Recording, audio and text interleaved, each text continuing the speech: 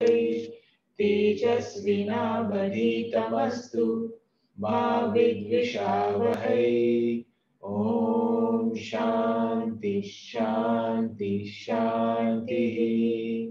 ओम सदाशिवसमारंभां शंकराचार्यमध्यमाम् अस्मदाचार्यपर्यन्तां वन्दे गुरुपरम्पराम्। ओम गुरुर्ब्रह्मा गुरुर्विष्णुः गुरुसाक्षात् गुरुदेवो महेश्वरः गुरु साक्षात् परं ब्रह्म तस्मै श्री गुरवे नमः। ओम सरस्वती नमस्तुभ्यं वरदे कामरूपिणी विद्यारम्भं करिष्यामि सिद्धिर्भवतु मे सदा। कार्पण्यदोषोपहत स्वभावः पृच्छामि त्वां धर्मसम्मूढचेताः। यश्रेयस्यानिश्चितं ब्रूहि तन्मे शिष्यस्तेऽहं शाधिमां त्वां प्रपन्नम्। ॐ वाङ्मे मनसि प्रतिष्ठिता मनो मे वाचि प्रतिष्ठितम् आविर्आविर्मएधि वेदस्य म आणिस्तः श्रुतं मे मा प्रहास्ति अनेन अधीतेन अहोरात्रान् सन्दधामि ऋतं वदिष्यामि सत्यं वदिष्यामि तन्मामवतु तद्वक्तारम् अवतु अवतु मामवतु वक्तारम् अवतु वक्तारम्। ओम शांति शांति शांतिः। ओम भद्रं कर्णेभिः शृणुयाम देवाः भद्रं पश्येम अक्षभीर्यजत्राः स्थिरैरङ्गे स्तुष्टुवाग्वं स्वस्तिनूभिः व्यशेम देवहितं यदायुः। स्वस्ति न इन्द्रो वृद्धश्रवाः स्वस्ति न पूषा विश्ववेदाः स्वस्ति नस्ताक्षर्यो अरिष्टनेमिः स्वस्ति न बृहस्पतिर्दधातु। ओम शांति शांति शांतिः। ओम अहं वृक्षस्य रेरिव कीर्ति पृष्ठं गिरेरिव ऊर्ध्वो पवित्रो वाजिनीव स्वमृतमस्मि द्रविणं त्वं सवर्चसं सुमेधा अमृतोक्षितः इति त्रिशङ्कोर्वेदानुवचनम्। ओम शांति शांति शांतिः।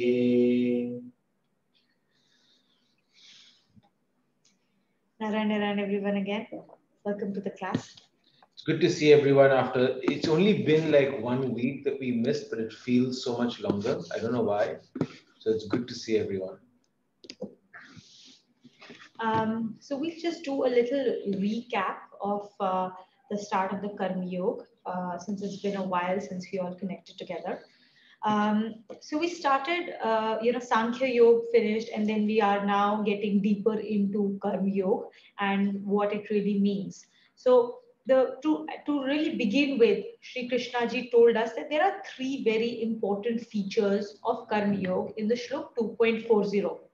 So what were the three important features that we must always remember? The first is that it is very different from all other enterprises we undertake in our life. So the first important thing about this is that there is no contrary result. So if you do something differently, if you don't do it exactly the way it is prescribed, it will not create any contrary indications on you, which means it is free from the defect of pratyavai. So you do not have to feel afraid that, oh, I'm not doing it exactly the way it is supposed to be done. So that is very, very important thing to remember. The second is that no effort ever goes to a waste. So it doesn't matter whether you do less, you do more, whatever happens, even if you don't achieve the final aim of life, know that everything that you have done in this life will carry forward into your next life and will become a part of your next life. So no effort ever goes for a waste here. Unlike several other enterprises where if it is not done at the right time in the right manner, then that effort is completely comes to naught and you need to start from the very beginning. That doesn't happen for the Karma Yoga. And finally, the most important thing is that the duties that you do selflessly in this lifetime will result in burning away the accumulated sanskars, the accumulated prarabdha of the previous lives. It's also.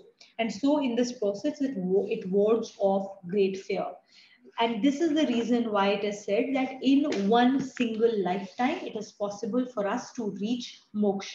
It is possible to reach nirvana. Then the next important thing that we learned in the last few classes was the concept of Vyavasayatmika Buddhi, a single pointed intellect which knows its business.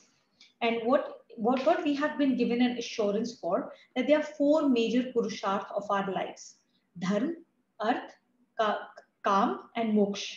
So out of which arth and kam, the material comforts and fulfillment of desires, these both are already being given to us by Lord. Based on our past actions, based on the current actions, it has already been, as a part of your destiny, it has already been provided for. So it's a complete waste of our efforts and our time and energy to constantly work only towards these goals. They will come to you no matter what. So the Vyavasayatmika Buddhi says that we should instead be using our efforts towards dharma and moksha. If we can focus on that, and this also leads us to the highest benefit. The Vyavasayatmika Buddhi says that when you walk into the shop and the shopkeeper asks you, what do you want? Instead of saying, oh, I want A, I want B, I want this little object, I want that little object, instead ask for the shop itself. I want the whole shop. I want you, shopkeeper. Because if I own you, then I own the entire shop. That is the Vyavasayatmika Buddhi. Why ask for small things? I need this house. I want my child to go to this college. I want this. No, those small things are too sordid and too small. So it is not what we should be focusing on. We should always have the single pointed intellect. What is our highest ultimate benefit? Let's focus our energies towards that. Then 2.47 was basically the sum total of all karma yoga. Karmanyeva dhikaraste ma phaleshu kadachana.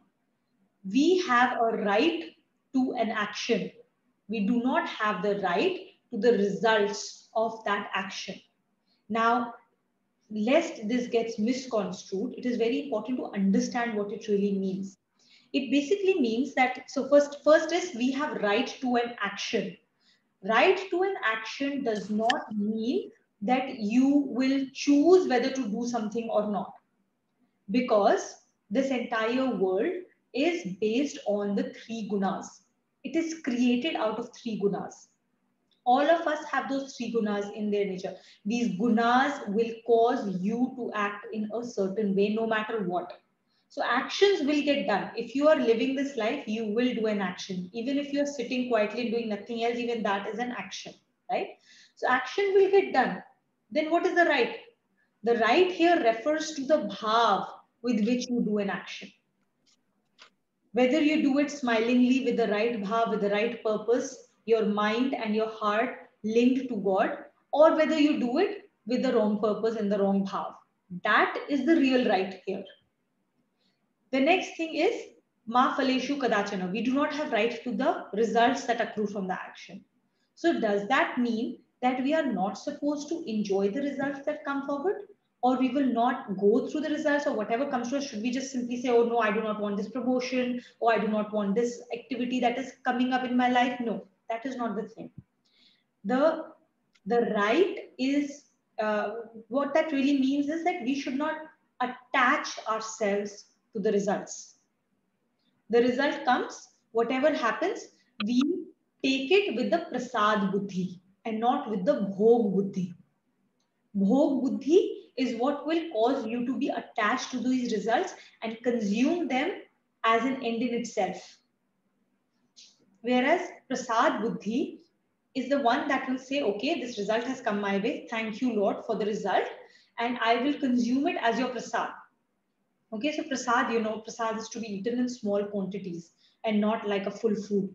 right? So with that prasad buddhi, we consume, and then we think about, if something has come my way, how do I use it for the greater benefit?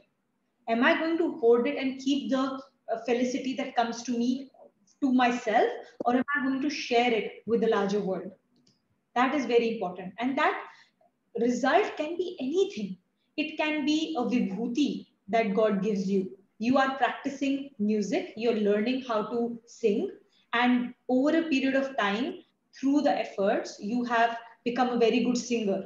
Now, how will that result, that prasad that has come your way, how will you use it? Will you use it to become egoistical and use that vibhuti, that God's gift, to get to acclaim, fame, money, or will you use it as a gift to the rest of the world?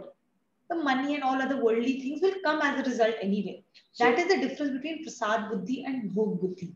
Yeah. So the just to add on to this singing example, right? Will you use that gift you have to sing things which have higher meaning and purpose and talk about love, or do you use it to sing songs about hate, destruction? Like there are lots of these songs. I'm not fully aware of them, but they foul language. They talk about addiction. They talk about promoting some of those things.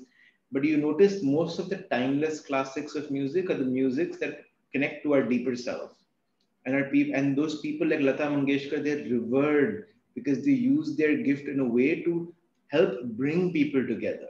That's the power of music, that through music we can connect through divinity, right? So that's what I think what Tuna is trying to say is that how you use your gift shapes the bhav with which you use it, shapes the way it's experienced.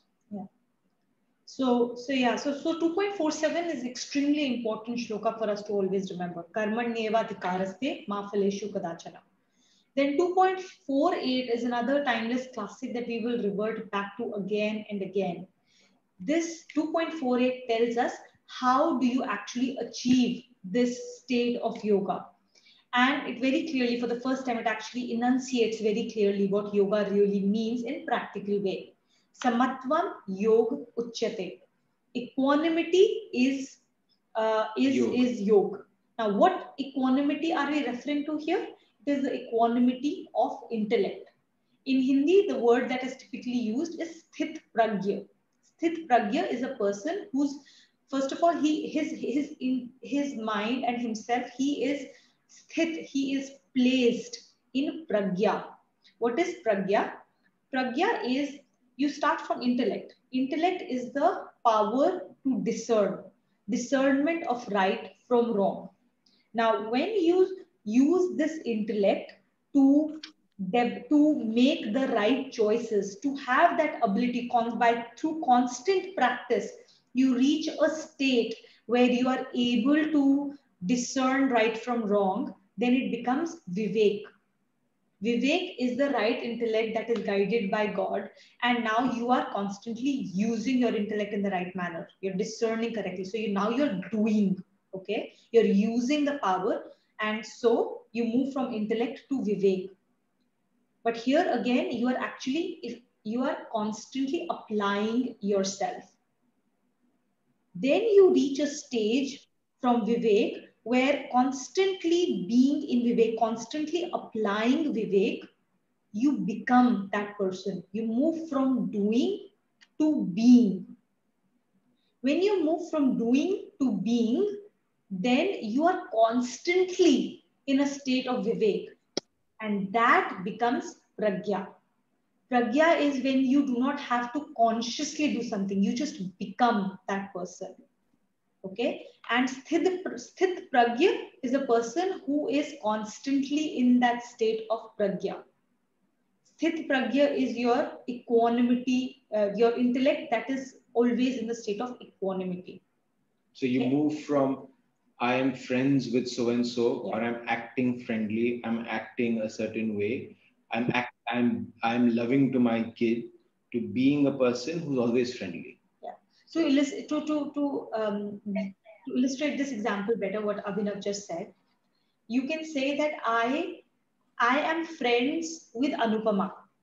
I am friends with Naina. Okay. So I am friendly to these people. But if somebody else comes who I do not like so much, am I going to be friendly to that person? Or I don't know them. Yeah, or I don't know them. How is my being going to be? So in this case, I am actively taking a decision that Anupama is here. I like her. She is my friend. Okay, I like Naina. I enjoy her company. She is my friend. Smita always gives me yummy food when I go to her place. I like her, so she's my friend. I am taking a conscious decision of being a certain way with these specific set of people. But if someone just comes my way and I don't know them, then who will I be? I have to consciously be, decide who I need to be in that moment. But if I move away from that doing to being, I become a friendly person. Then it doesn't matter who comes into my contact, they will always experience me as their friend, irrespective of what they do or don't do. I have moved away from being friendly to them because of who they are being to who I am being, and I will create that experience for everyone around me at all points of time. So this is how we have to move. First of all, we have to identify where we want to go. Then we get there by constantly doing. And through constant practice, through constant sadhana, we have to move from doing to being. That's the journey. Then after 2.48, the next important shloka was 2.50. So 2.48, we said Samatvam Yog Uchyate. And what does that lead to? Yoga Karmasu Kaushala. If we are in equanimity, we are in yoga. And if we are in yoga, then all our actions become very efficient. That is the most efficient and effective way of being in this world. So the best example, and I think we shared that last time as well, is the surgeon, right? A surgeon cannot be, he has a goal. His goal is to save the life of the patient, but he cannot be attached to that goal. Because if he is, then he will be paralyzed. He won't be able to make the tough decisions of cutting people like heart transplant, and none of those things would have come out, right? And this principle is being enacted because a surgeon is never allowed to operate on their own family members, because they become attached to that outcome of saving them, and they know that the judgment will get clouded. So there is no equanimity when you are operating on your own loved one. So the entire phrase, right? Equanimity in action. Equanimity is yoga, is connection, and it brings great efficiency. Can be summarized with just that one example if you keep in mind. That it and that's the power of, and we will study a lot about how to be equanimous. Yeah. So with this entire way, what did God say? Then how should we be doing actions? We should be doing actions by making sure that we do it with the energy given by the Lord to us. So there is no ego of doership of action, no pride of doership of action. If something is being done, it is being done by the energy given by the Lord to us. It is not us doing it. It is His energy that is causing to be flown through us and is creating whatever is getting created in this world. Yeah. Okay. And we must do it for His pleasure alone, which means we are not doing it for worldly gains or for fame or acknowledgement or acclaim. We're doing it for His happiness. So then it doesn't matter what other people think of it. Is Lord happy with what we have done? So the way to practically think of that is you're doing everything with a seva bhav. You're doing everything for lok sangra. Lok sangra basically means to better the system. So you know how sometimes when you're in a company and you really want a promotion, and sometimes a task comes your way and you're like, it's not my job, somebody else's job to do it. What you don't realize is if you actually do that work, you're making the company better. And if the company gets better, you're part of that company. So chances of you becoming better are so much higher. But so often we get deluded into thinking my role, I will do what I need to do to get a promotion, rather than what do I need to do that is best for the purpose of my company. Because as that boat rises, of course, you will get lifted along with the boat. But we tend to think such a narrow perspective that limits our influence, and then we become attached to outcomes. But what Karma Yogi says is do actions with the bhav of doing seva. So you're not attached to the action. Manage whatever was my ability, I was able to do it. And the second is do it for the benefit of the community or of the people around you. You're part of the world. If you're doing it for the world, you're part of it. It'll become better for you too. And that's the bhav with which to approach something. Yeah. So we do it with the energy given by the Lord for His pleasure alone, with results that accrue from it dedicated to Lord, as we dedicate flowers in the to the deity. Okay, so it's so the when we approach any action this way, then basically our actions become worship. This is what is called work is worship. We've heard that a lot of times, right? Work is worship. This is how work becomes worship. And any work can become worship. Whether it is taking care of children, whether it is cooking food, whether it is cleaning up, whether it is doing a charity work, whether it is going to office, whatever work we have in this world, at all points of time can be worship. So basically we have to, and another important thing to remember is that Lord sets example. Everything that we are and everything that we see around us is an example of or is an inspiration from Him only, which means that He sets an example for us first as to how we should be doing this. So He Himself started this creation with a Tyag Buddhi. He gave up His singularity to have duality. There is bliss in singularity, whereas in duality, you have happiness, and at the other end, you have unhappiness. The moment happiness comes, it brings the seeds of unhappiness with it. As soon as sun comes, it brings with it the seeds of rain, because sun is what causes the rain cycle to begin, right? So everything that comes, so he started with the Tyag. Eko Ham Bahusyami was started, which is what started the creation, started with Tyag Buddhi. I'm giving up my singularity for duality. So we also have to start everything, every action of ours with that Tyag Buddhi. And what are we going to do Tyag of? The Tyag has to be done of ego. The Tyag has to be done of doership. Pride of doership. You do it. You don't say that I'm not the doer. I am the doer. But I do not have any pride in doership. I did this. Look what I created. Right? So that pride in doership has to be given up. And what else we have to give up? We have to give up attachment to results. We don't have to give up results. We have to give up attachment to those results.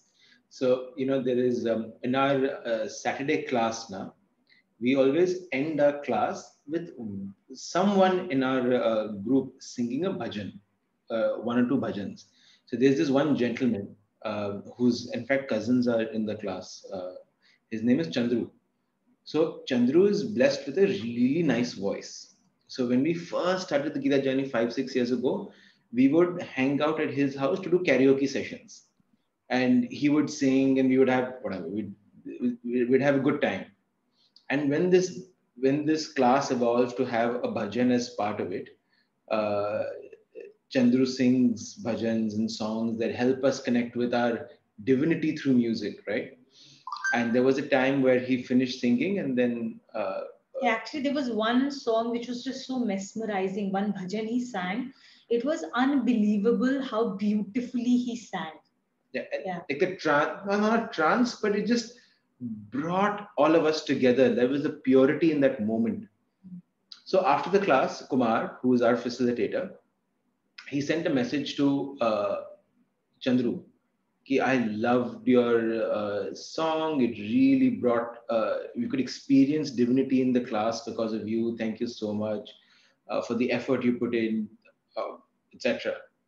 Chandru responded to that WhatsApp saying, you know what, Kumar, even I was completely mesmerized by the energy and the voice that flowed through me, and I could experience his work through me. Now, that was so powerful in a normal interaction where he completely gave up the doership of singing the song. Where he's like, yeah, I'm singing the song, but it's not me singing the song. I did not control this voice. I did not choose this voice. No, but what was important was that he was actually able to appreciate it like a third person. He said, even I think it was beautiful. Even I thought it was amazingly transcendental because there was this, we heard the recordings a few times and he was like, I wanted to listen to it again and again because it was so beautiful. But it was like a third person that I'm enjoying the fruits of this without being attached to it or without having the pride of doership in the process. That I thought was actually a great example of what he has been able to create with his own Antakaran ki Shuddhi. It was a very amazing example for us to learn from.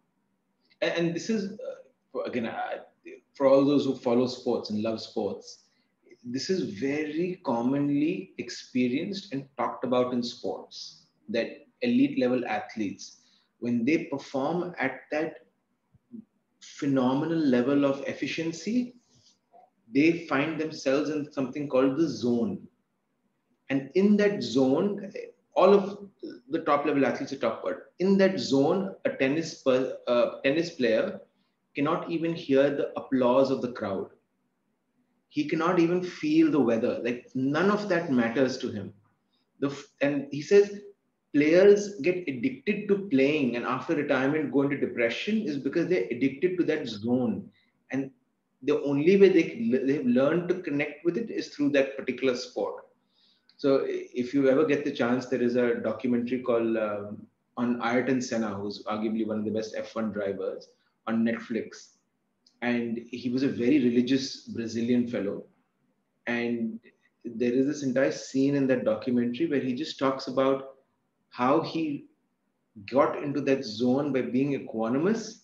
And it's the best piece of driving anybody has ever witnessed.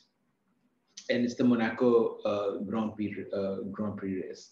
And eventually, I mean, that's what we're trying to strive to be on a regular basis, on a daily basis. And that would be such a beautiful place to be, where you can be in that zone and experience the bliss. Yeah. So the example he's giving of being in the zone. How do you be in the zone? 2.48 and 2.50. Samatvam yoga uchyate, yoga karmasu kaushalam. When you're enjoying the process with no attachment to the results whatsoever. Because the moment you attach yourself to the results, what happens? There is agitation in the mind. There's nervousness. There's anxiety, there's agitation, and that completely takes your energy away from being in that moment, which is what is which is where you're creating that very action. Okay.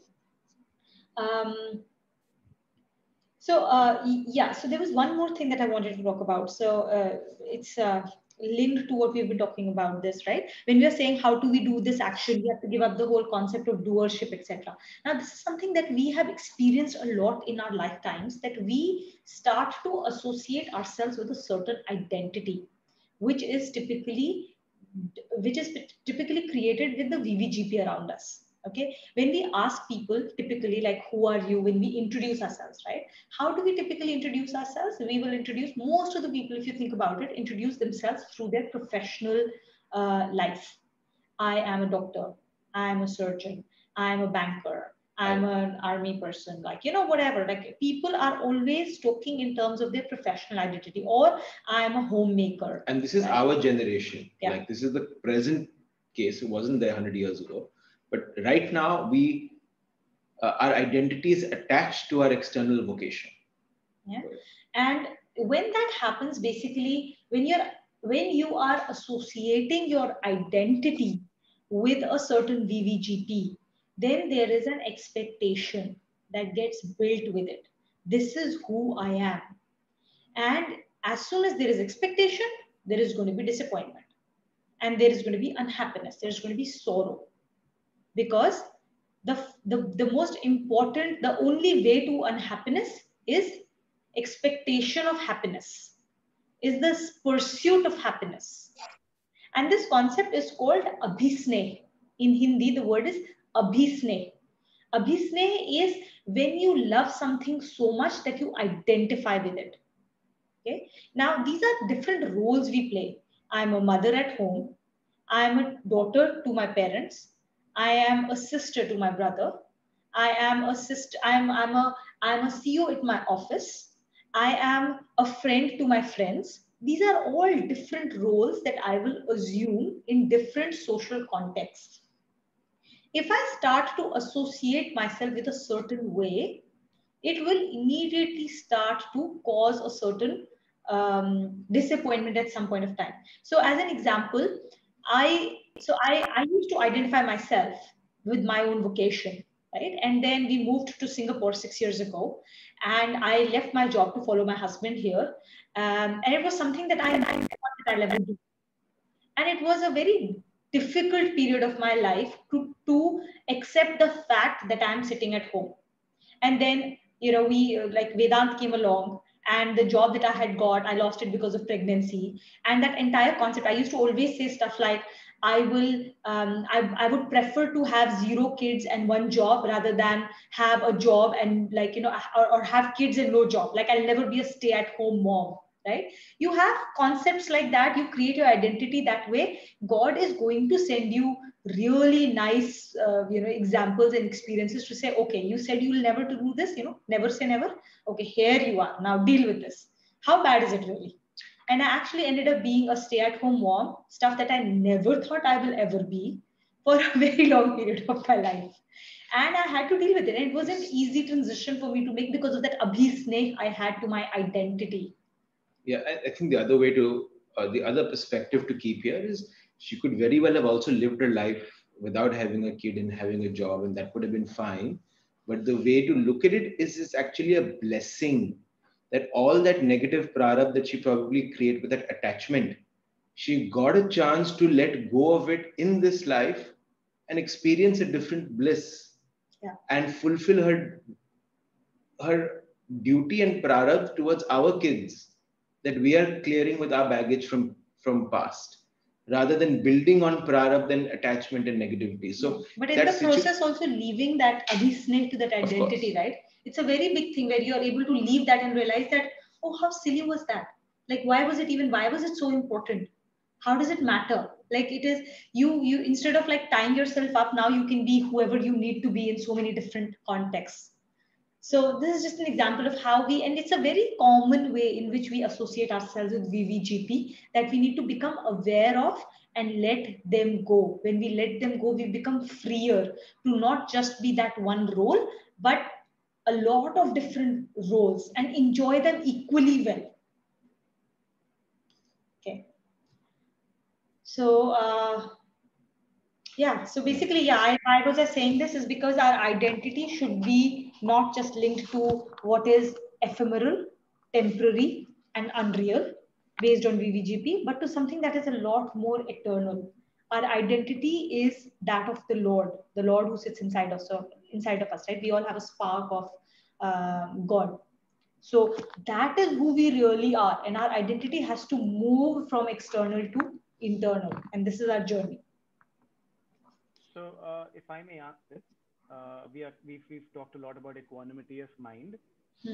To succinctly summarize this, equanimity of mind would mean to move away from the ownership of doership, as you put it, and enjoy the work for the work that it is. Think of it also probably as something that you're doing for the community, and not worry about the fruits of your labor.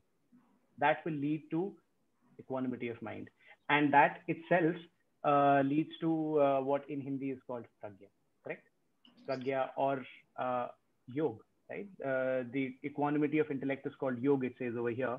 And you also mentioned this by your definition of pragya.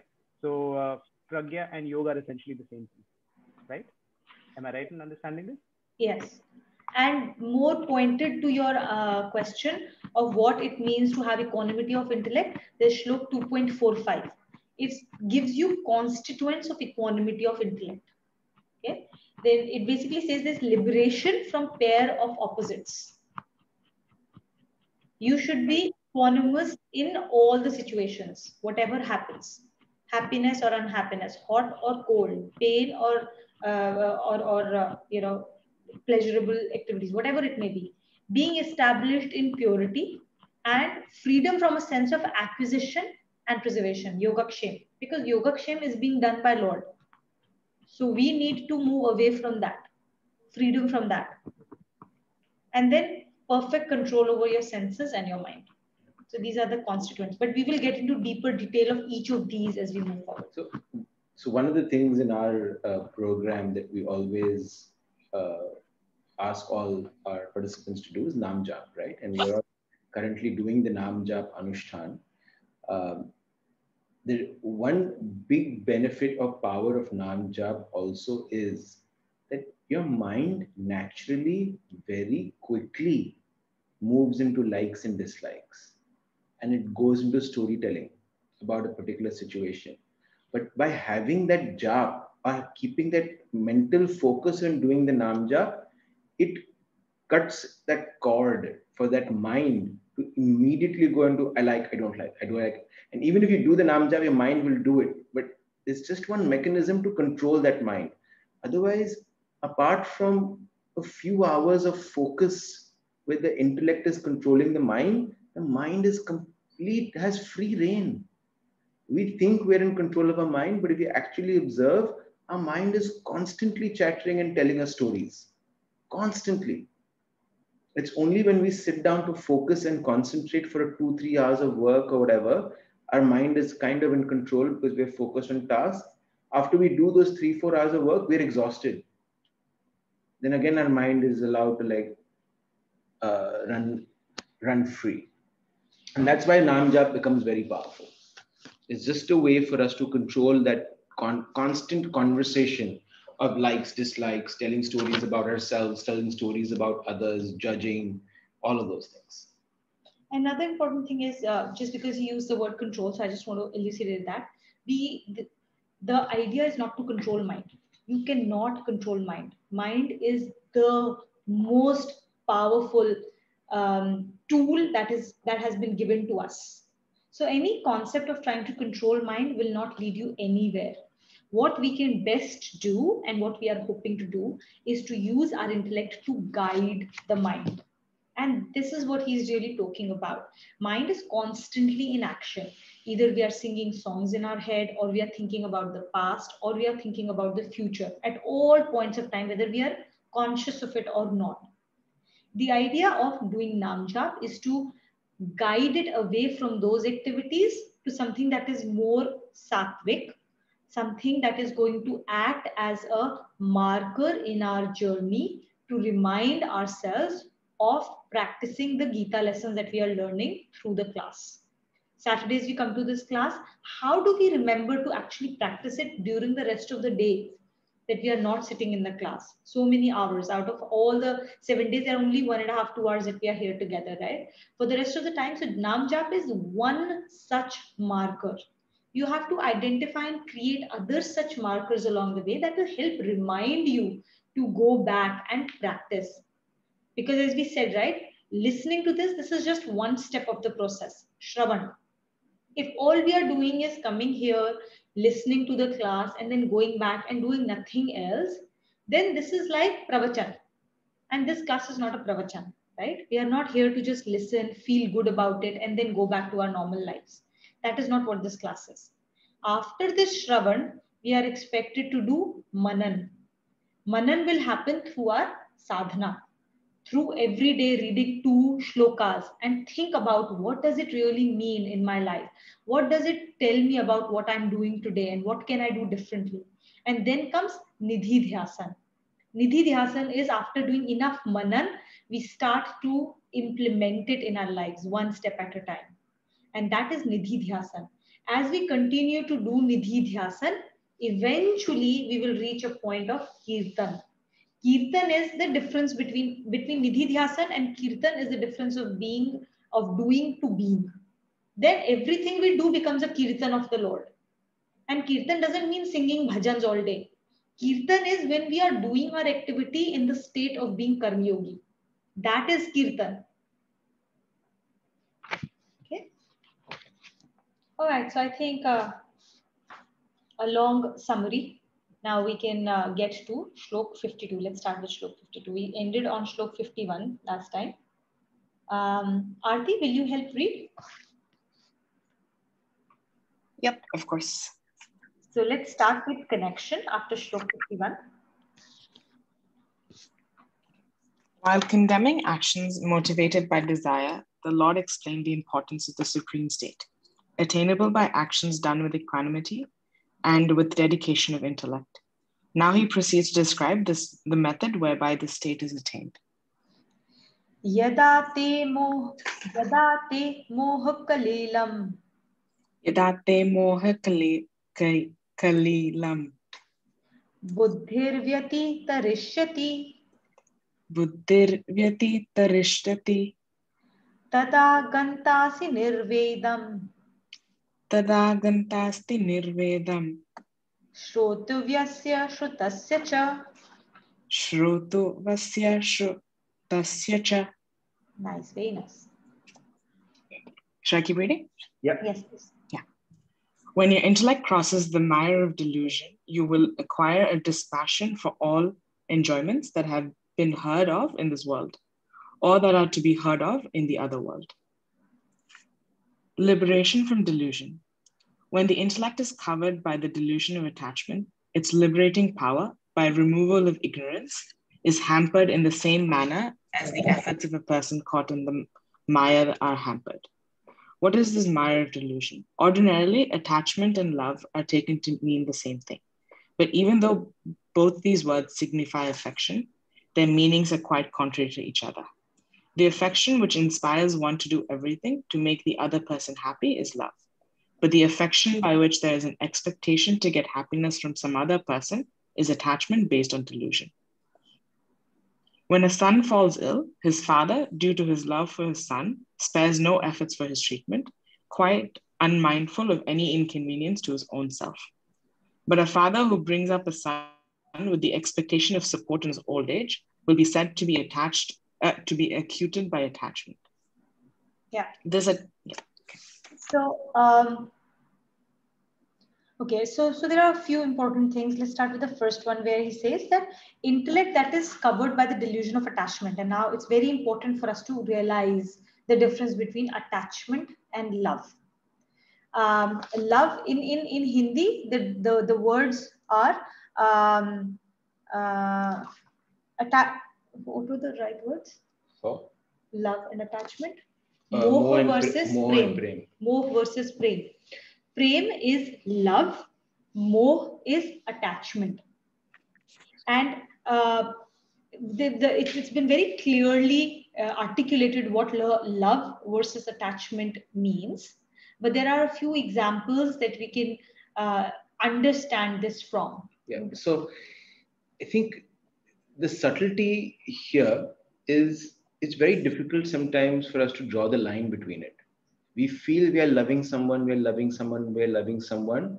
But over a period of time, how attachment seeps in quietly, we don't realize till we lose that particular thing. Right? So we could be saying, yeah, I'm doing my purpose by doing my job on a daily basis. I am doing the best to my company. I'm doing it with the right bhav, etc.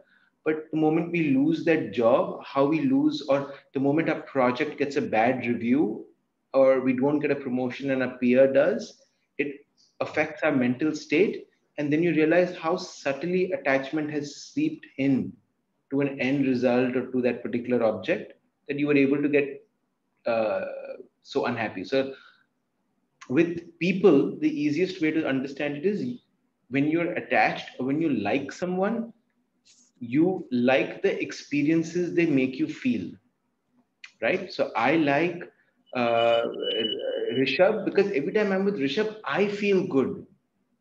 He talks about things, he's funny, he is all of that. We have common interests, we talk about cricket. So I feel good. That's why I want to hang out with Rishabh. That's why I want to hang out with my son, because every time I hang out with my son, I feel good. I get energy from him. He talks about these funny, foolish things which make me really laugh, and it brings happiness to me. That's liking. That is attachment, because you're getting attached to the sensations the other person or the object brings into your life, versus love, which is you can see things from the other person's perspective.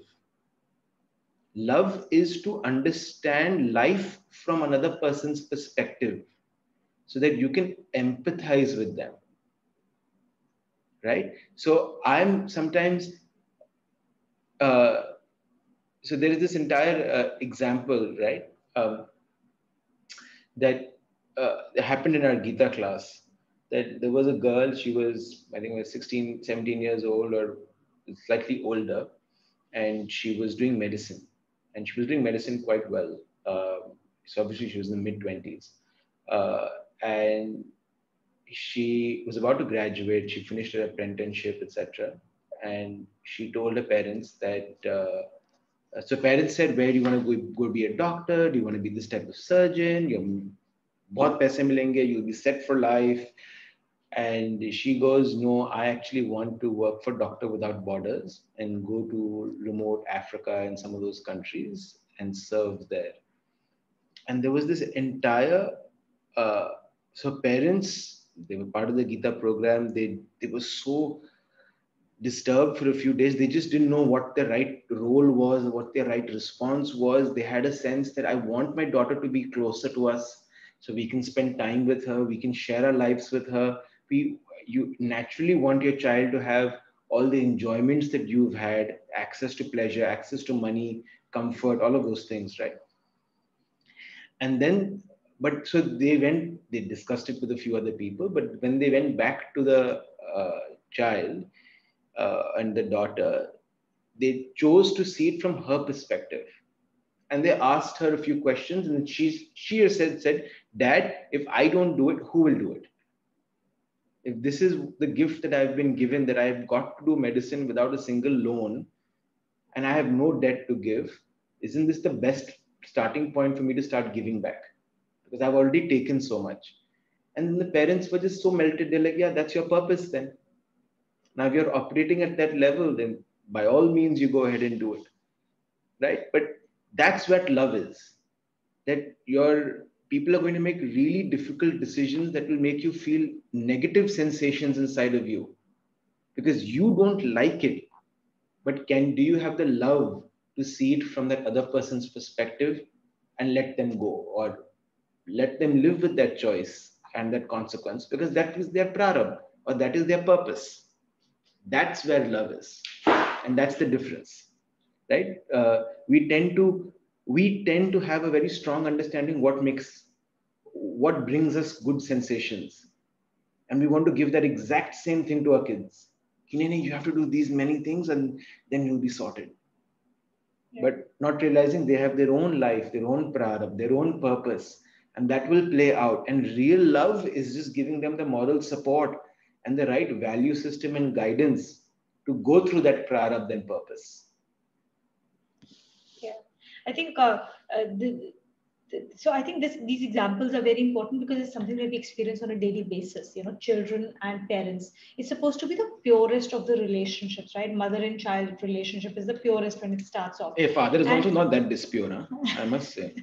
Fathers get sidelined so quickly. Mother and child. Humne kya paap kiya yaar? So between okay, father and child relationship. There is, when we start, so I think another important thing, apart from being able to see things from the other person's perspective, the difference between love and attachment is between giving and taking. Attachment is always about taking. It is about how you feel, of what you want, what the other person can create for you, versus love, which is all about giving. Starts with that tyag buddhi. What can you create for the other person? What does the other person need in their lives from you that you can do better, rather than seeking something from them? And even in the purest of the relationships, this concept, the love can get transformed without us realizing it into attachment. So an example can be when, some parents do experience it difficult to let go of their children as they grow up.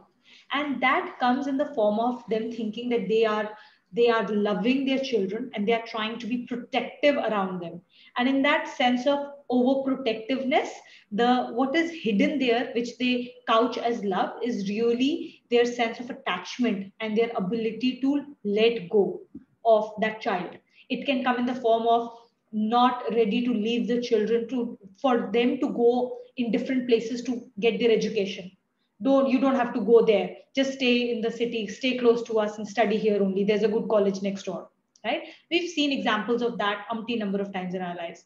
That is one such example. Another example will be when you are unable to let them make mistakes in the name of protecting them.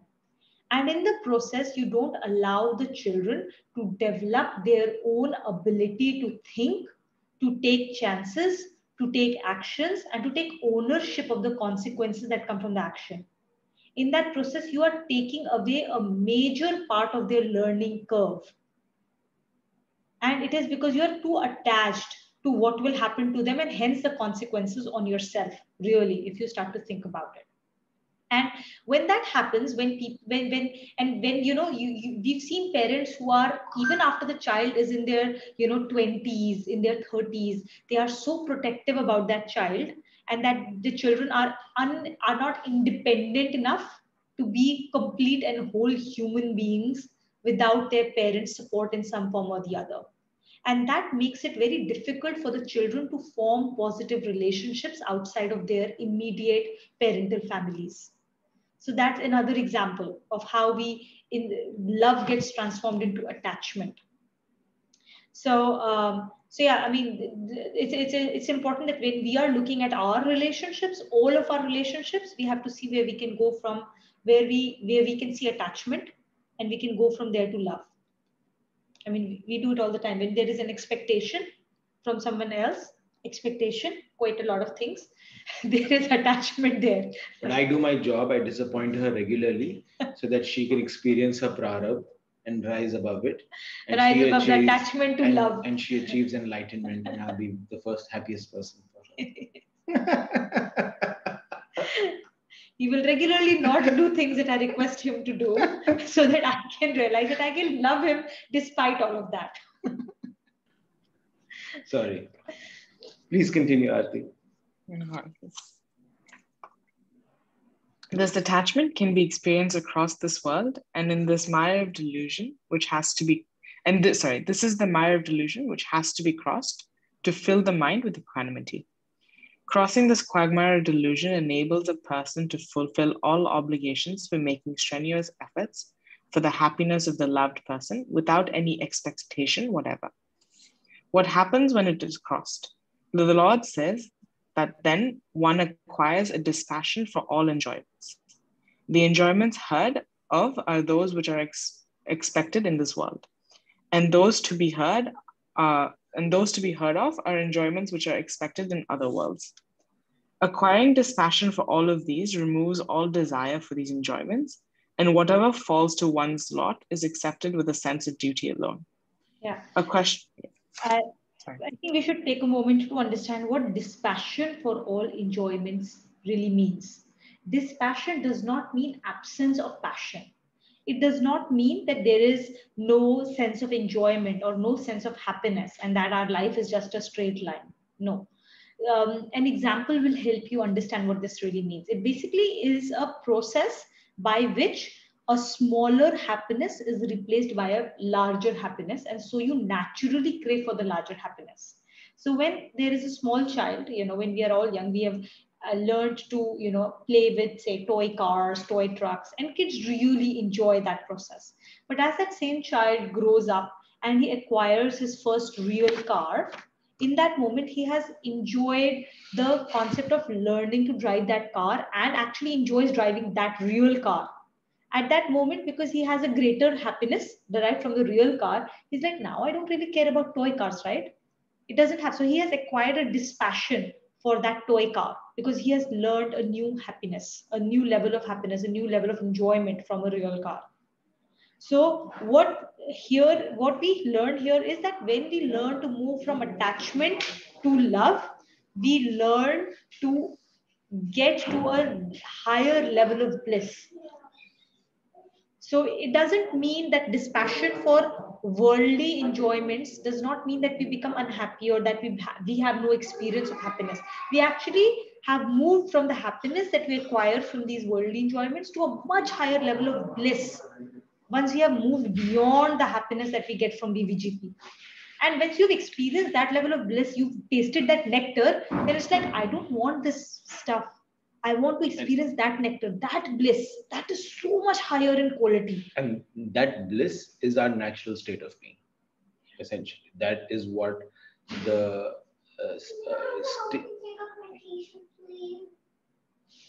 You want to? Yeah, okay. Yeah. So that bliss is a natural state of being. That's and I've said this before as well, right? Like the ocean, Bhagwanji is essentially Sat Chit Anand. He's an ocean of bliss, and we are water droplets that have been moved away from that ocean, and we're just trying to get back to that ocean. And the only way we can experience that ocean is through our happiness, which is why we are also attracted to happiness. Which is why the whole world says the purpose of human life is to be happy.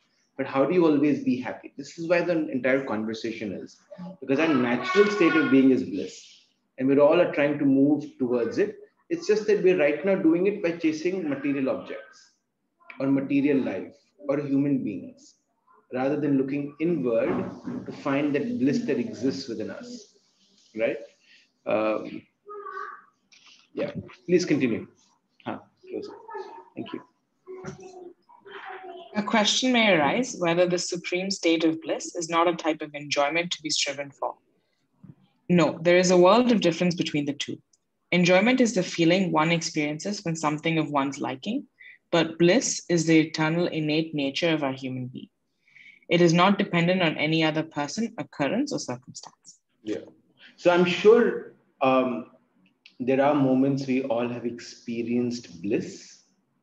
But of course, 99% of the time, we experience enjoyment, which are physical sensations in the body, which are reacting to VVGP that make us feel good.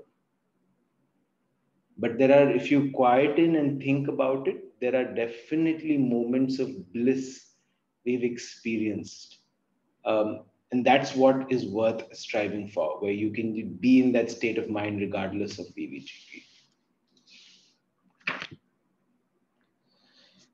Okay. Smita, would you like to read? Sure. Yes. Yeah. Read the connection. Yeah. How to realize this eternal and blissful innate nature? The Lord says. Yeah. So that's the natural question to ask, right?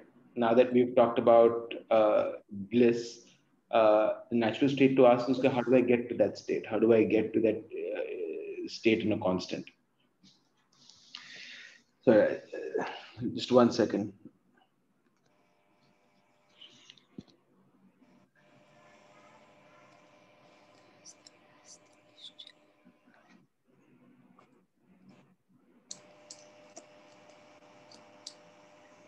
Shruti vipratipanate. Shruti vipratipanate. Yadastasyati nishcharalah.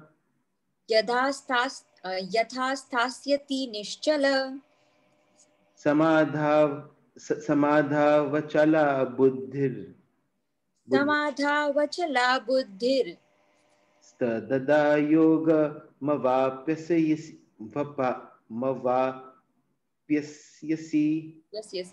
Stada yoga mavapyasi. Pyasasi. Yeah, read the intellect. When your intellect, bewildered and tossed about by long dissertations of the Vedas, becomes unshakable and steadfast in the self, then you shall attain self-realization. Attainment of equanimity of the yoga of wisdom. A person comes to hear of pleasurable enjoyments of the world and of the hereafter and the means of attaining them. Even quotations from the Vedas and scriptures are invoked in support of various views on the subject. Such dissertations generally tend to confuse the intellect, and the mind of the listener tosses about without coming to a definite conclusion as to what is beneficial. Contemplating on enjoyments to be derived from wealth, luxuries, fame, and acclaim, etc., leads to hectic worldly activities and sometimes to invoking occult powers, all to procure greater and greater means for such enjoyments. So this is specific to our journey. This is why we do the Gita class. This is why we say do what Tuhina was referring to, read 2 shlokas a day.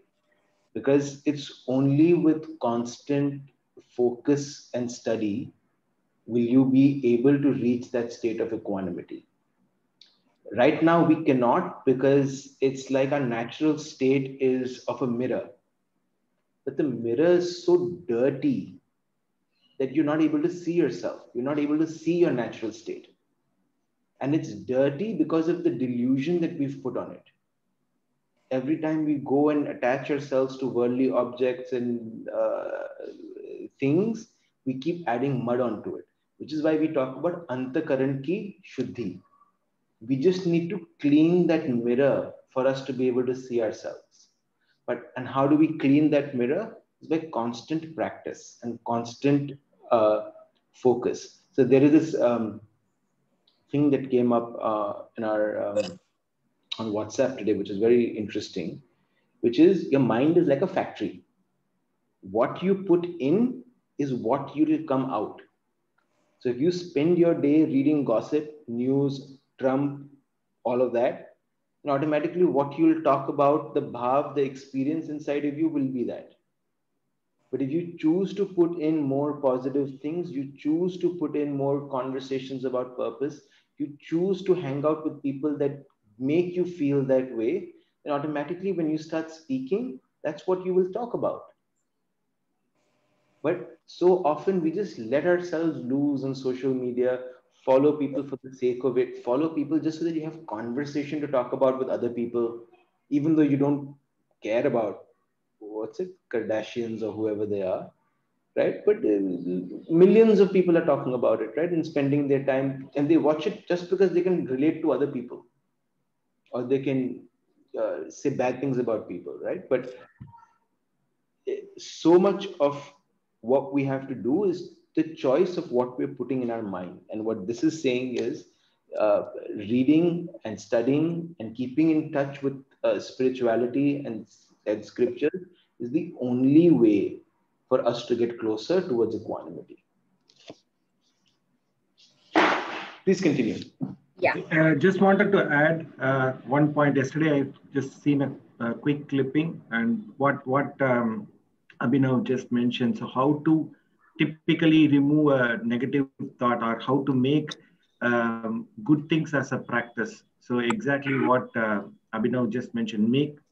Meet people, think through good things. What you put will become your own practice. So if you keep positive things, naturally it will become your own habitat itself. So that is how it was kind of like portrayed in that aspect. Thank you, Abhinav. It was very powerful takeaway. Absolutely. Yeah, I think it also is the saying, right? You become the company you keep. So I think if you are in a good company, then you also kind of become that. So you imbibe the qualities of the company. Yeah. Absolutely. And that's exactly what this line is saying. Contemplating on enjoyments derived from wealth, luxuries, fame will all lead to greater and greater means of chasing them, right? But if we are able to switch that contemplation towards the scriptures, towards Gita, towards equanimity, towards purpose and the bhav, then automatically the equanimity will rise in us. And we're able to experience that bliss that we just talked about.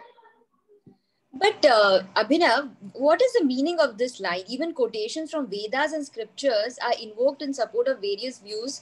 Such dissertations generally tend to confuse the intellect. I mean, what kind of dissertations are we talking about here? So this like is, the Vedic. No, so do you want to explain what was talked about? So basically in Vedas, if you look at, there are 4 different Vedas, and they all have different things that they talk about on how to achieve certain worldly gains.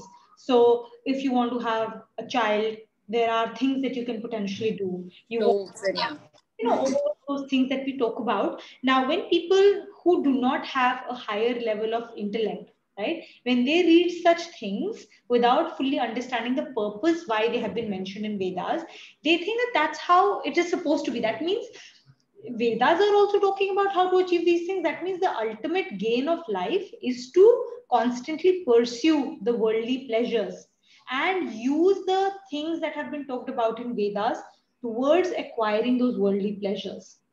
But actually, that is not the case. Now, because of this type of dissertations that are there in Vedas, it agitates the mind further, it confuses people further. Right? That's why it is extremely important that when we read, for example, even Gita or Vedas or any of the scriptures, we read it with the right guidance. If not, then we can easily misconstrue the meaning. And that's why in Gita Parivar, there was, when we also entered, we were told that it is very important of the purpose with which we are reading it and what we read. There are lots of different, what do you call this? Different people have given different commentaries on Gita, right? So they are very clear that please don't go around reading like 25 different commentaries of Gita. It will not help you in your process. You may think that you're being very intellectual reading it, but ultimately it will all then remain at that intellectual level, right? It doesn't get translated into Nidhi Dhyasan and definitely doesn't get translated to lead you towards Kirtan of your life. So, so this is what it is saying, that people who do not have pragya, when they read these things in Vedas without the right guidance, it causes them to have the delusion that even Vedas are telling them to acquire benefits. We've heard that sometimes in, I'm just using this example, but please don't think I'm using this from a religion point of view, but you've seen the whole concept of virgins that you get in your next life. In Islam they say all of these things. So Islam says that you should do this, and hence you will, Muhammad will get you to whatever those virgin angels and all are supposed to be get. So similarly in Vedas, you do these things, you will get to heaven, right? You will get apsaras and all of those concepts. So those are, when read out of context and without the right guidance, you tend to start using them wrongly. But in Vedas, there's also a section where they say for child, if you really want to, all of that. So all of that is there, but then they are to be invoked at the right time with the right purpose for the right use. Yes, money or whatever else is there, right? Like all of these are to be acquired in the right manner at the right time, to be used in a proper manner. These are all tools. Everything, this entire Maya, which includes money, which includes your house, which includes all the worldly things, they are all made by Lord. This entire Maya is His, and hence it is divine. Hence it must be used correctly as well. But it is up to us whether we use this Maya for yoga, in which case it becomes Yog Maya, or we use it wrongly and it becomes Maya Jal. That is when it becomes a delusion, the quagmire, which will pull us down instead. The concept is the same. Maya is the same. It is up to us to make it from Yog Maya or Maya Jal. I have one question, sorry. If the mind is saying something and then intellect is guiding the mind, but how we know which is the mind, which is the intellect, how to differentiate that? Sure.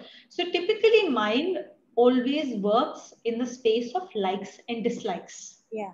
Okay? Right. I like to do this, so I want to do this. I don't like this, so I will not do this. Right. It's an example, a very simple example would be exercise in the morning. Okay? Waking up early, sleeping at night, early to bed, early to rise makes a man healthy, wealthy, and wise. We've all heard of this. How many of us always practice it on a consistent basis? I instead want to wake up all night and watch Netflix, right? It's fun to watch a late night movie. Are we doing this on a consistent basis? Then the question is, what are you listening to? Are you listening to your mind? And then your intellect is also listening to your mind by creating justifications why a certain action is the right way to be? Or are you rising above that to say, what is the right thing to do? What is the ultimate benefit for me and my family? Okay. And taking a decision from that. That will guide you whether you are chasing likes and dislikes or whether you're doing something because the higher intellect is guiding you. Yeah, okay, yeah, understood. Thank you. I'm sorry, my phone died in between. No worries. Yeah, you may continue reading. Okay. In this shlok, the Lord points out that only when freed of such agitations, the intellect becomes unshakably steadfast on contemplation of the self. Does it attain to the unmatchable equanimity of the yoga of wisdom? Then nothing will ever be able to shake the intellect from enjoyment of that bliss. Yeah, I think we've talked about this. Visalakshi, are you comfortable reading or you want to give it a try? Not yet, sorry. Not yet. Okay. No worries. Whenever you're ready. Whenever Yeah. you're ready.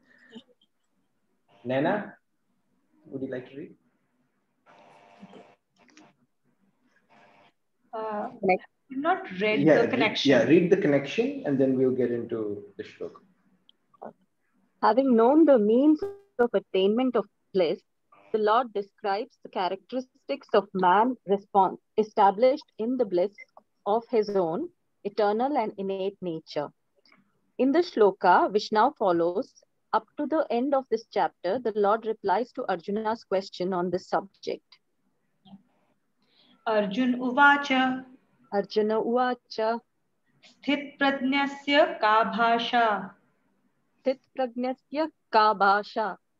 Samadhistasya keshava. Samadhistasya keshava.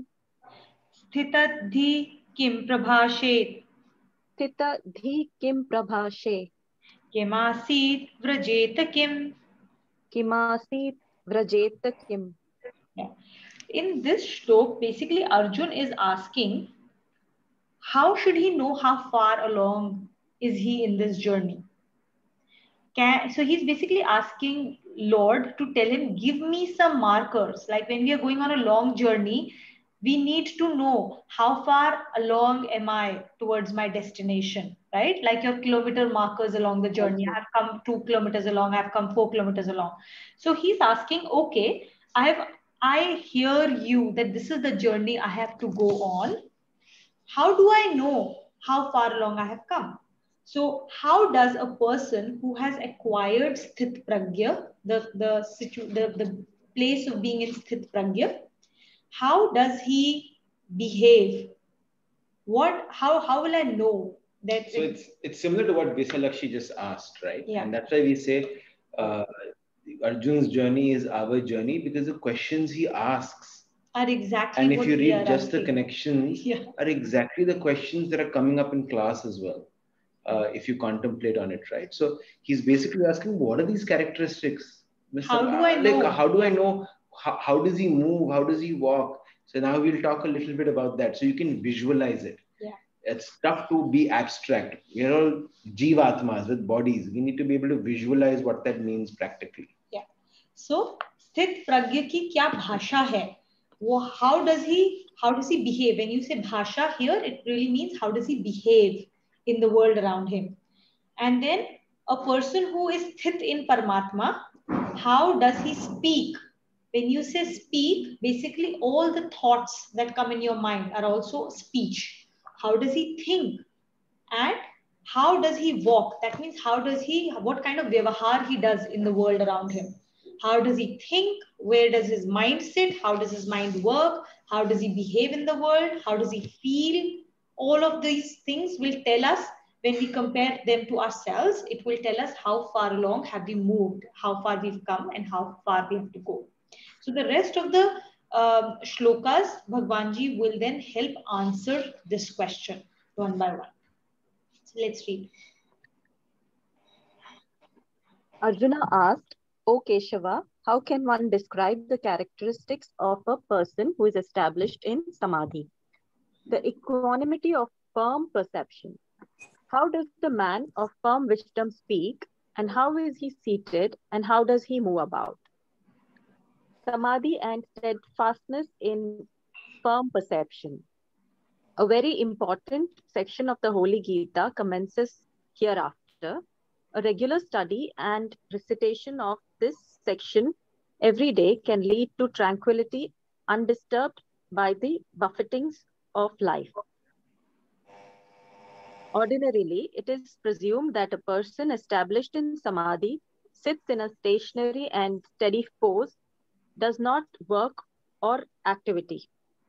It is true that this is one of the processes of establishing oneself in samadhi, but it is not a principle of universal application. What is said is that in this shloka will be useful for everyone, men and women engaged in daily activities of the worldly life, irrespective of the vocation followed by them, or persons living far away from human habitations. All can profit from these teachings. So the word samadhi is sam and adi. Sam is equanimity and adi is intellect. So equanimity of the intellect. In our culture today, and even back when this was 3,500-4,000 years ago, the word samadhi means somebody who's gone and lived in the mountains. Isne dunya se samadhi le li. He's taken. Samadhi leli is when you actually think of a person sitting in a pose of yoga, the lotus yoga, and you are contemplating with Lord, and there is nothing else that you're doing in this world. That is a physical samadhi that we've always thought of. What is being talked now is how you can actually be in samadhi with that, like, at a mental level, at a intellectual level, at your mind level, while physically being in this world, doing all the activities that we do. And that is the real application of samadhi. So we can be in samadhi as much as any other person sitting in the Himalayas while doing all our duties. So when this was 3,500-4,000 years ago, you can imagine how much of a game changer this idea was. Ki you can attain samadhi doing your daily job. You don't have to give up your duty to go sit under a rock and meditate, because that is not what appeals to most of us, because we don't have that fortitude. And this is a game changer, and that's why they've said this section alone can bring tranquility into your life, is because this is giving assurance that we all can attain this state doing our daily job just by focusing on the right principles. Right? And that's the beauty of it. And it is always important to remember that Gita was told to Arjun in a battlefield, right?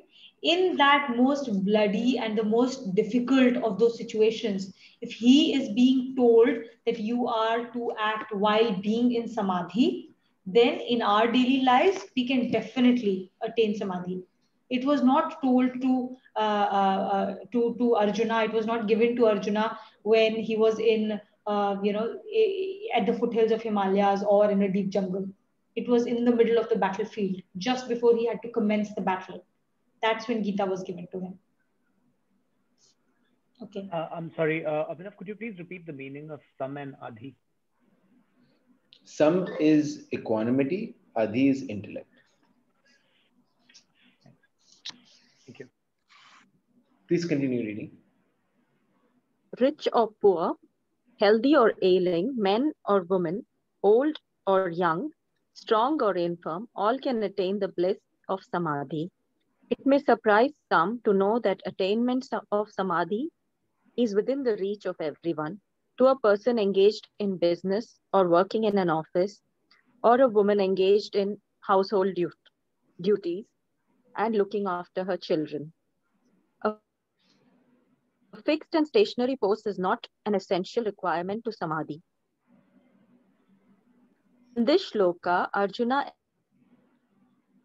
elicits from the Lord the absorption of the eternal self. He asks how a man with intellect, steadfastly poised in firm perception, and speaks how he is seated and how he moves about. Speaking does not mean only words uttered by the person, but also the ideas which impel speech.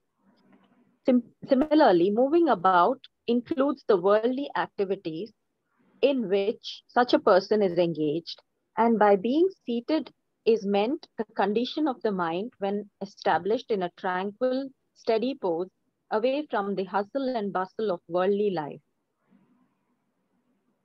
You can read connection. Connection also. Answering the first question of Arjuna about the characteristics of the person who is steadfastly established in firm perception of the Lord, the Lord says. Papa, will you read with me? Papa, are you comfortable reading? No. No? Okay. Anubhava? Shri Bhagavanuvacha Shri Bhagavanuvacha Prajahati yada kaman Prajahati yada kamana Sarvan partha manogatan Sarvan partha manoktan Atmanyevatmana tushtaha Atmanyevatmana tushta Sthit prajnastadochyate. Stitpragyasta dochyate. Yeah. The Lord said, O Partha, with all desires expelled from the mind with firm determination and completely contented in the self by the self, then is one said to be established in firm perception. Characteristics of a person established in firm perception. In this shloka, the Lord describes two essential features of such a person. Firstly, such person determinedly throws all desires completely out of the mind. Such a person entertains expectations of no benefit of any kind from worldly acquisitions of name, fame, wealth, family, material possessions, or luxuries. Most people keep themselves busy in thinking about these desires or devising methods for their fulfillment in one way or the other and feel disappointed when they fail to acquire them. The objects of these desires are those for which one entertains a liking. But what is a test to be applied for determining what one should strive for? Ordinarily, the sense of liking a thing constitutes such a test. This sense gives rise to desires. If one pauses to think for a moment whether or not the thing liked by one is also good for one, many of the desires would vanish. But there is need for great caution at every step. The mind directs the desires to those things which are liked by it, and not necessarily to those which are proper or beneficial. So the first principle laid down by the Lord is that the sense of liking should give place to determination of propriety and duty before pursuing a desire. So, Visalakshi, this is exactly the question that you had asked. Yeah. How do you distinguish between the mind and the intellect? And in this paragraph beautifully explains it, right? When you're putting, I remember this, I'm sure a lot of you have read this book by Paramahansa Yoganand, where he had a couple of pages where he visited Mahatma Gandhi in the ashram. And he said that we shared a dinner meal together at whatever, 5 p.m. And he said, we got the guest meal. But what Mahatma Gandhi was eating was slightly different. And in his plate, there was something called a neem ki chutney. Now, neem is a very bitter leaf. So that chutney would be really, really bitter. And Paramahansa Yogananda was like, I don't want it, thank you. I'm happy with whatever I have. And he said, Gandhiji was eating that chutney, Ungli Nikalke, he describes it in the book. And he says, eating it, and there was nothing on his face that gave away to the bitterness of that taste. So he asked Gandhiji, how can you eat that neem ki chutney and not even have a reaction? And Gandhiji looked up and he said, son, the real taste lies in the mind, not on the tongue. I know this is good for my body and I am relishing it because it's giving me that power for my body to be better. And that's why I really enjoy it. Now, that's a completely different level to where we operate. But it goes to show that the difference between the mind and the intellect. If you attach the right purpose, then even a neem ki chutney, you will actually start relishing. And that's the beauty of it. Yeah, our parents used to say the same thing, Dadi, that you should not be the slave to your tongue to eat the food what is good for you. So like the vegetables and all that. And tongue is the toughest, right? Because we feed ourselves 3 or 4 times a day. Every day we get, as grown-ups, we get to choose what we'd like to eat. So every day we are like, yeah, let's go for something tasty. We've eaten 2 healthy meals. Now let's go for something nice. It's the toughest thing to control because we expose it. Actually, I have noticed that people, generally controlled by the desires have a lot of desire of taste as well, that this food, they want this. So they would talk about food a lot. Yeah, it's true. She's looking at me. Yes, I see that. Almost lunchtime. So shall I read further? Yes, please. Yes, please. Okay. The second feature of a person established in firm perception is that such a person is contented in the self by the self. Oh, did I read already this? No. No. Ordinarily, a person entertains expectation of happiness from other persons, occurrences, and circumstances. When such an expectation is not fulfilled, the fire of discontent starts flaring up in the mind. Usually, a person starts identifying some other person or persons in the family or outside it, from whom there is expectation of happiness or apprehension of unhappiness. Similarly, things are identified which are taken to provide happiness or unhappiness. In the same way, circumstances are identified as being favorable or unfavorable. But every person, occurrence, or circumstance only provides an occasion to determine one's duty. None of these can provide any happiness or unhappiness. In fact, the source of happiness lies within oneself. A want pertaining to a person, occurrence, or circumstance temporarily clouds this innate happiness. On satisfaction of the want, the cover is lifted and happiness bursts forth from within, giving a mistaken idea of happiness coming from without. Once this reality is understood, the mind remains flushed with the light of divinity, and this is exactly what is meant by contentment of the self by the self. Yeah.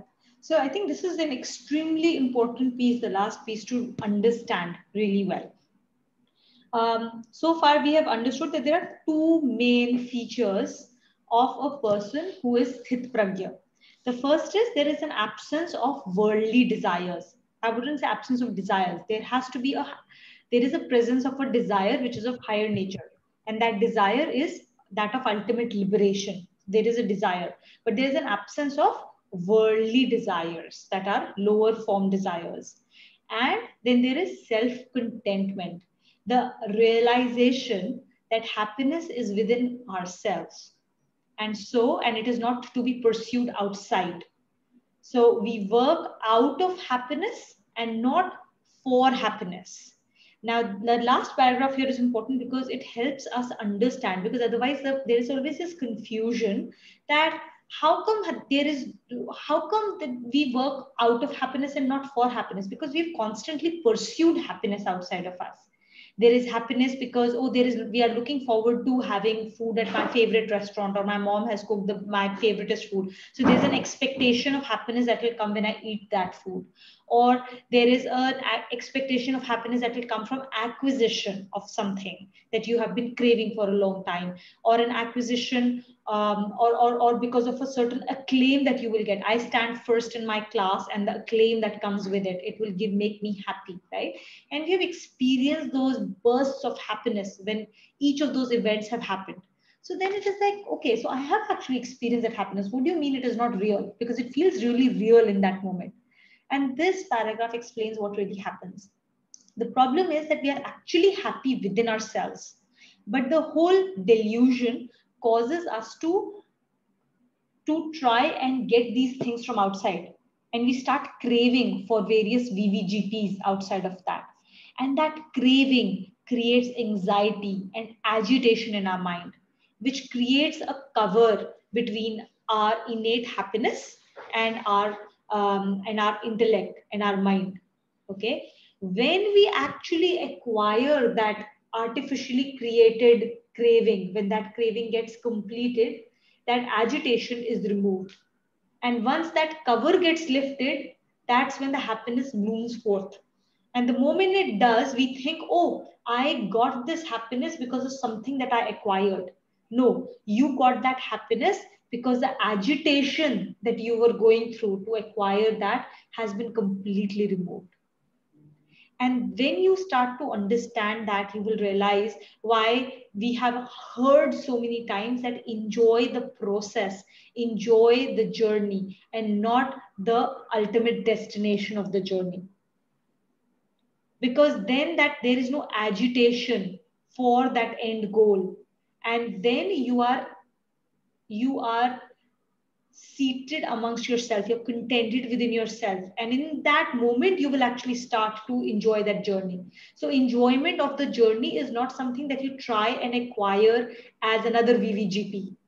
Oh, I have to enjoy the journey, I have to enjoy the journey, I have to do something to enjoy this journey. No, you just be seated and be contented in yourself. That's all that you have to do. In fact, you have to let go, not acquire something else from outside, not acquire another experience of enjoying the journey. It's a process of letting go of the clutter that causes us to not enjoy. And this is very important thing that we have to learn, that the whole process is not acquisition, but letting go. And it's very difficult because we are raised in a world where we constantly are in action. We're constantly chasing productivity, constantly chasing efficiency, constantly being measured on how much you're working. And if you're working or getting hard, or creating, or if you stay beyond office hours, you're like, boss, he's sorted, this fellow is a good worker. So it's, and in that silent dynamism, which is constantly talked about, we tend to judge ourselves and build our life around that dynamism. And that's really hard then to like take a step back and reflect on things and the purpose behind things. And when you start to reflect on this principle in every aspect of your life, you'll start to realize at a deeper level. For example, the bedrock of all activity is rest. So in only a moment of silence does real creation happen, and not in the agitation of a lot of activity. That's when the Pareto principle starts to become important. 80% of all productivity happens from only 20% of the activities. Right? And the rest of it is just noise. So essence versus noise, and how we get lost in the noise so often. Awesome. I think we ran over a few minutes. Oh, already. So this was a long show.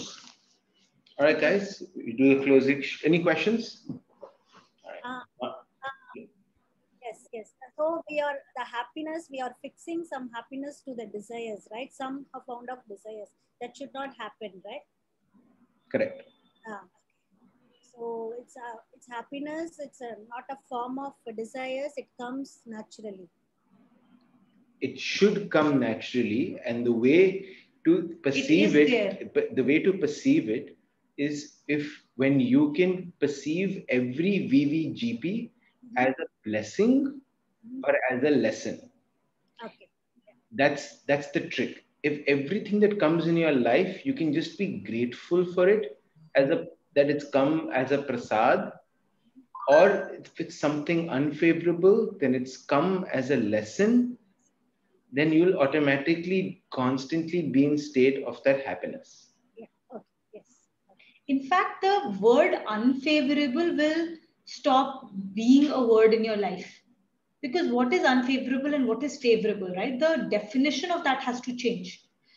Like we all think of favorable and unfavorable in terms of whether it causes me to get to my worldly desire or not, or whether it is thwarting my worldly desire, right? Now, if you start to look at it from what is of ultimate benefit to you, what is the ultimate gain, your Vyavasaitmika Buddhi, When you start to implement Vyavasayatmika Buddhi and you start to chase the ultimate beneficial interest for yourself, then you will see that every VVGP is actually only favorable. Like Abhinav said, either a blessing or a lesson. Yeah. Okay. All right, let's do the closing shlokas. Om Sarvesham Swastir Bhavatu Sarvesham Shantir Bhavatu Sarvesham Purnam Bhavatu Sarvesham Mangalam Bhavatu Om Sarve Bhavantu Sukhinah Sarve Santu Niramaya Sarve Bhadrani Pashyantu Ma Kaschid Dukha Bhag Bhavet Om Asato Ma Sadgamaya Tamaso Ma Jyotirgamaya Mrityor Ma Amritam Gamaya Om Shanti Shanti Shanti Om Purnamada Purnamidam Purnat Purnamudachyate Purnasya Purnamadaya Purnamevavashishyate Om Shanti Shanti Shanti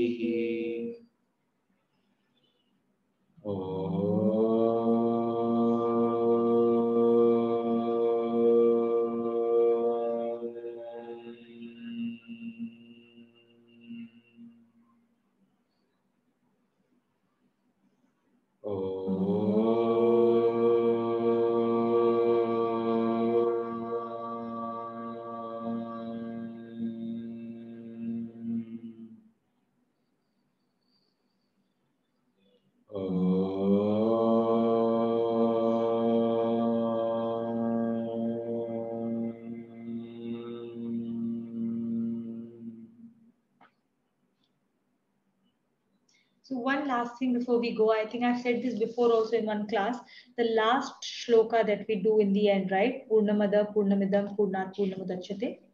This is what we just read, that we are whole and complete. When we are pursuing desires outside of us, that means we are starting from a point of the fact that we are in abhav, that we are incomplete, that we need something from outside. So when we start from abhav, we're not whole and complete. And this shloka basically says that that is actually not true. We are whole and complete. And it doesn't matter what you take away from me and what you put into me, I will still be whole and complete, like an ocean. How much ever water flows into that ocean, how many ever rivers flow into that ocean's level doesn't really change much. It remains whole and complete. You take water out of that ocean, it still remains whole and complete. And that is what our reality is. We are whole and complete as we are today. So very, very important. I'll request that you go back when you read the meaning of this shloka and experience it for yourself of who you are. This is our reality. That's it. Thank you. Thank you. Have a great week, guys. Happy Sunday. Great session. Happy Sunday. Thank you, guys. Thank you. Thank you. Thank you. Nara. Nara.